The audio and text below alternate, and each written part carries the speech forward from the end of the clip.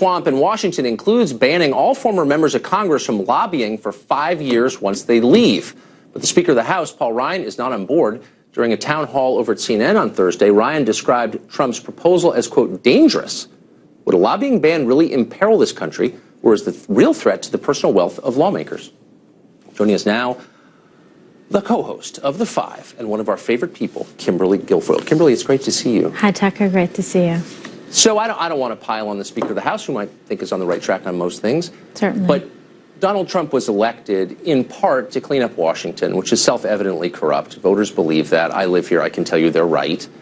And so it's a little strange that a pretty common sense provision like banning members of Congress from cashing in at the expense of taxpayers would be described by the Speaker as, quote, dangerous. What do you think he meant by that?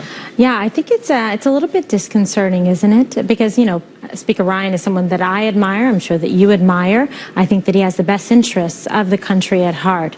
But when you see President-elect Donald Trump talking about that it was part of the Drain the Swamp movement, he knows what he's talking about, because you want to make sure that there is an ethical, clear line, that you don't have people joining in terms of their public service and civic service in order to profit on the other end. You want people to be genuine of spirit and heart, and they want to be all in because they want to act in the best interests with the utmost ethics and propriety in terms of the country. So if people are doing this only to be able to cash in on deals and get a bigger, better deal on the other end, there's a problem on that end of the goalpost, isn't there? So you have to give pause for a moment, with all due respect, when the Speaker says this, because I understand where the President-elect is coming from. He's saying, let's make it pure, let's make it clean, so that we get the best and brightest of the purest of heart to try to invest in the fabric and the skin of this country so that we are all the beneficiaries. It is a public service,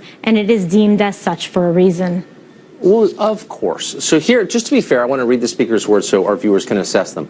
He said this about the lobbying ban, but what if you want to become an advocate for the Cancer Society? What if you want, after you're retired, to help your local hospital system and be on their board to support them and then go get legislation? And we tried to get Speaker Ryan to respond directly tonight, but he was busy feeding war orphans and trying to cure lupus.